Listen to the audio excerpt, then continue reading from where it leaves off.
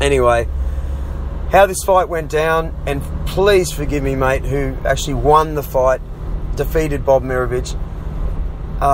They danced for two rounds. They were talking to each other, and they didn't lay a punch on it. There was like maybe one punch in 2 rounds, and then in the 3rd round they started to wail a bit, and Drew, what happened? This guy, the guy that won, it's something like Silicon or something, and it was sort of a islander bloke from Melbourne. I'm so sorry, mate. But the fight was, interestingly, the crowd was absolutely going off. The guys at my table were just bagging the fight to the point, and because they were all drunk. And I was going, just please shut up. Oh my God, just shut up. We're going to get our heads knocked off. You know. Hey, if you're a drunk person, don't go to the fights. Just what for? The room's already filled up with testosterone, and just go to the fights, whatever. Who cares? I should drink more. But yeah.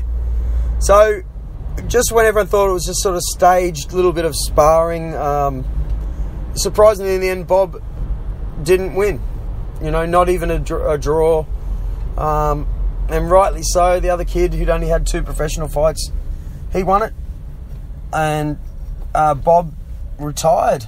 As I was leaving, he retired on that moment. So there's a big man, and he looked sharp too. He looked super fit, like he'd done a lot of training to do this. And you know, all my time at Fight Like a Pro, when you see these 60 to 70-year-old blokes, and Bob maybe only 58, I don't know, you can't mess with them. They would knock all of our heads off. Everyone knows that. And this is a big man. So I was really cheering for him, but I was just disappointed there was no action in it. Yeah. So anyway, I want to tell you a story.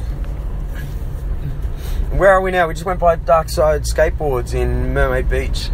Great shop. God damn, it's a great shop. I saw Mark Duckworth today. It's the start of the Blues on Broadbeach. Ducko's going to come on this podcast. I've hassled him a few times and he confirmed it tonight. I saw Brett Stevens. Here's a great story. Brett Stevens, he's a sprint car driver, speedway driver, had a huge crash in New Zealand, came back from the States,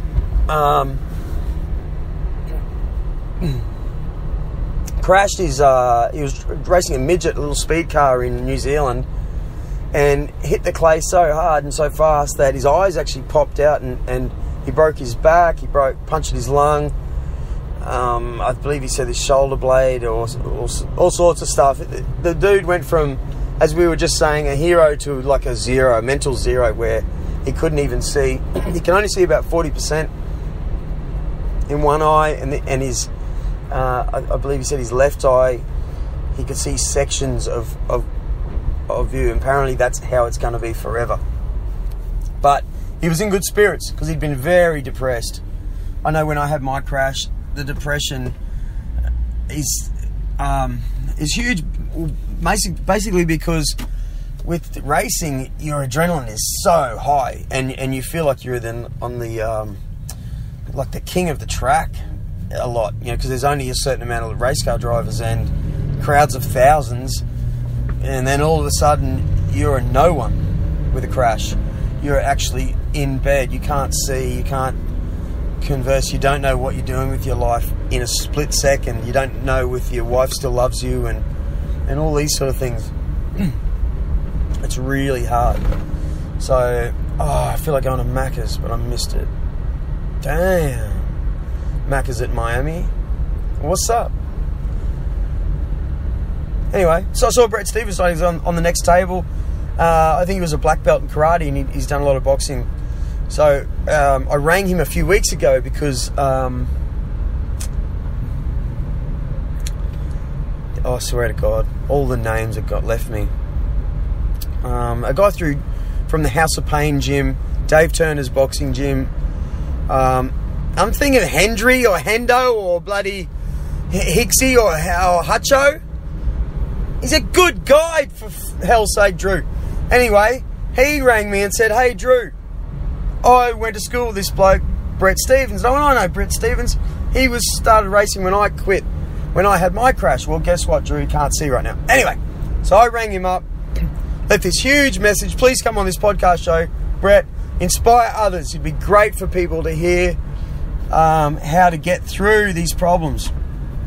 There's worse people than us, sort of thing. So he got the chance to tell me tonight that he did hear that message and he's going to come and do it. So, who else?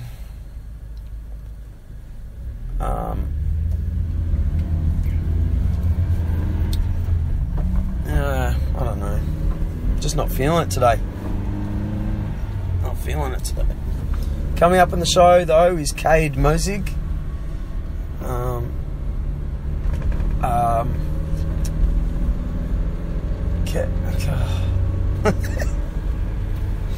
I need a drink. I really do. I've got the shits now. Anyway. So I'm recording this on Spreaker Record, the app. I used to do this quite a bit. Feels a bit stupid, to be honest, recording on a phone for just no one. Because I don't get that many views on Spreaker. It actually gives me a shit. It annoys me. Because I'm paying $20 a month for something. And though I get thousands of listens on my other things, for some reason this Spreaker app just doesn't talk to people. And it really bugs me. I get about 50 listens per episode, and it just seems to stay there. So it feels like it's a big scam. And anyway, if you're listening to it right now, I'm really surprised. Okay, so I'm at Stocklands, the back of Burleigh Heads. On the there's a little pie shop here called the Piece of Pie. It's a green light. Let's go. I'm driving an old manual Toyota. I feel like dropping in my work and pick up some cold beers.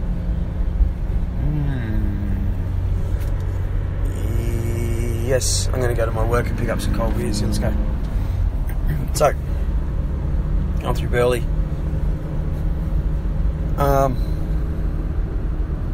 I just got a message from someone very soft.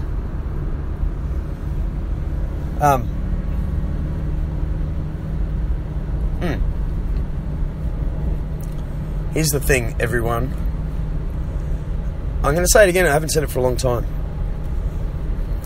In every decision you ever make, especially when you get older and you got kids and all that sort of stuff, or even if you're younger, especially if you're younger, you'll notice there's either a good or a bad. There's in every decision a positive or a negative. It's as simple as that, right? Like right now, I could have had a whole bunch of drinks there paid for me at the corporate, the boxing there, and risked drink driving home, and if the police had got me, obviously that was a negative that led to another negative, and it serves me right. So I didn't do that. So I'm staying in the positive zone. Yoo-hoo. Tomorrow morning I'm going training with the boys at boxing. I don't really feel like doing that, of course, but I know straight after the positive feeling I'm going to get, and just the connection, the social connection with all these good people, will do huge things for me. Another good.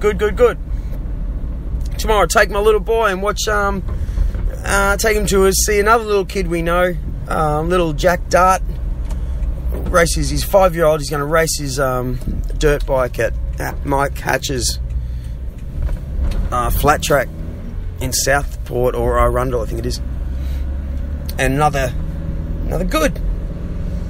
But I've got a mate who's old, who's still smoking bongs, drinking bourbon, blaming the whole world for everything. It's just negative. Everything he says is negative, and it's driving me crazy. And just being around him is a negative.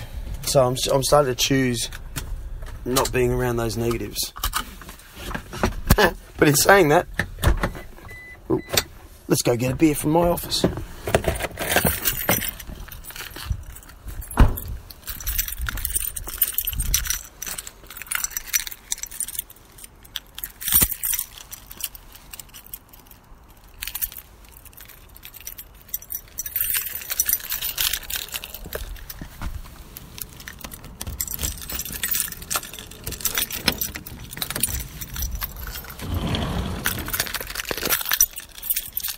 Yeah, still good.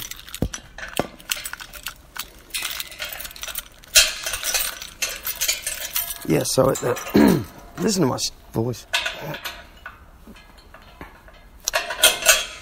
So, here's something pretty interesting.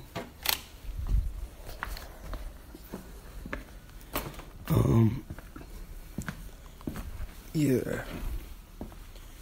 Upstairs.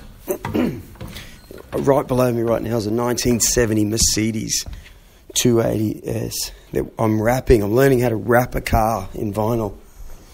It's this beautiful gold Arlon 2600 LX is the stuff. And I love this car wrapping stuff. It's a good thing. I'm wearing a suit today.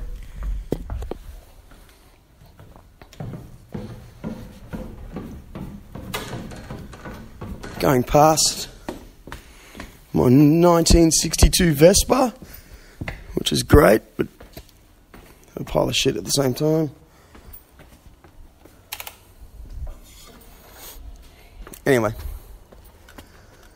I'm going to turn this self-indulgent podcast off now, I think. I want to thank Koala Karma for chilling me out in this podcast. Drop the keys. And these are mid-strength pure blondes. In about 6 hours, I'll be going my hardest with some good people down the Crumman Alley on the Gold Coast, the beautiful Gold Coast. Anyway, so I'm going to finish this up now. Thanks for tuning in. If you did happen to tune into this, you were unlucky. Good night. Love ya. Mwah.